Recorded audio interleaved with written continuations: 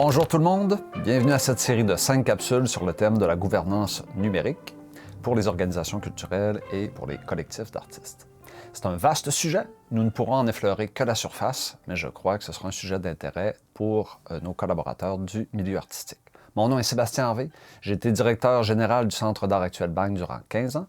J'ai travaillé sur des thèmes comme l'intégration d'organisations et la mutualisation. Et si vous voulez en apprendre davantage sur ces sujets, je vous conseille la lecture de ce petit livre bleu intitulé « Idées, essais et erreurs ».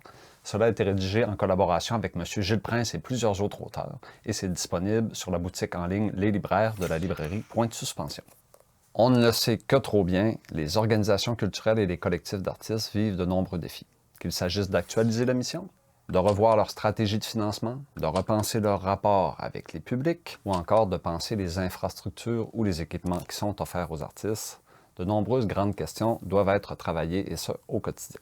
La solution sera de travailler en équipe, de rassembler nos forces et de collaborer, et pour ce faire, on doit s'organiser. Alors, lorsqu'on parle de collaboration, de nombreuses étapes doivent être réalisées.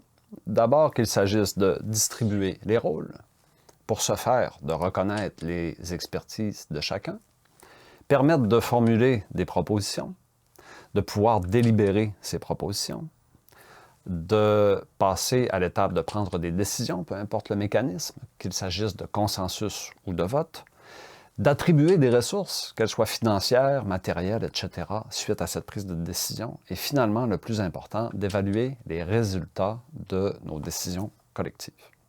Tout ce travail de collaboration peut être complexe, et ça dépendant de l'échelle. Qu'on soit 5 personnes, 50, 500, 5000, 50 000 personnes, plus il y aura de monde, plus ce sera complexe. On va donc devoir se structurer, établir des règles de fonctionnement pour soutenir la collaboration, et en plus décider de quelle manière ces règles-là vont évoluer dans la durée.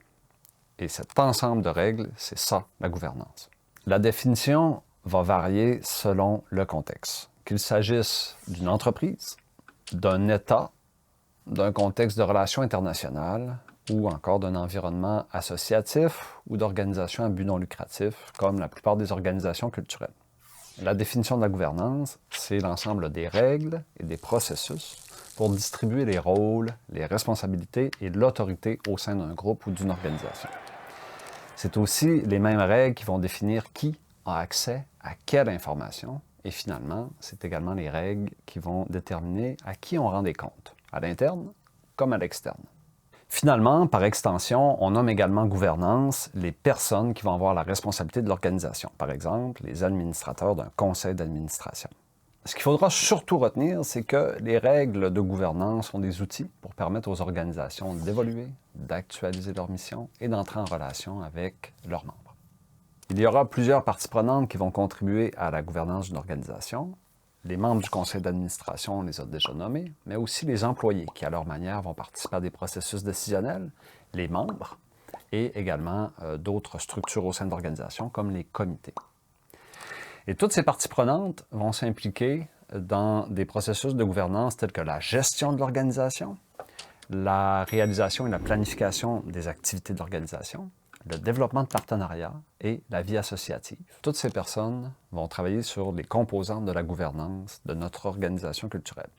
Les règles, les lois et les pratiques, la gestion des flux d'informations entre les gens de notre organisation, les mécanismes décisionnels, les processus de reddition de comptes et finalement, s'assurer qu'on rencontre toutes nos obligations légales, réglementaires, juridiques, etc. Alors, tout ce travail va soulever d'importants défis. Il va falloir faire la différence entre nos mécanismes formels et informels. Il va falloir récolter les bonnes informations pour prendre des décisions. Il va falloir créer de la régularité dans la façon dont on va collaborer.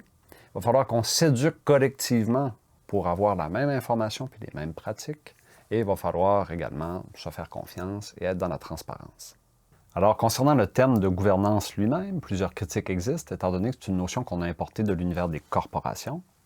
Mais dans les organismes culturels, il faut bien distribuer les pouvoirs, prendre des décisions et s'organiser. Alors, il faut adapter ce concept à nos besoins. Pour ce faire, si on se fie sur nos valeurs, notre vision et nos missions, on a tout ce qu'il faut pour correctement traiter la gouvernance dans les organismes culturels et les collectifs d'artistes.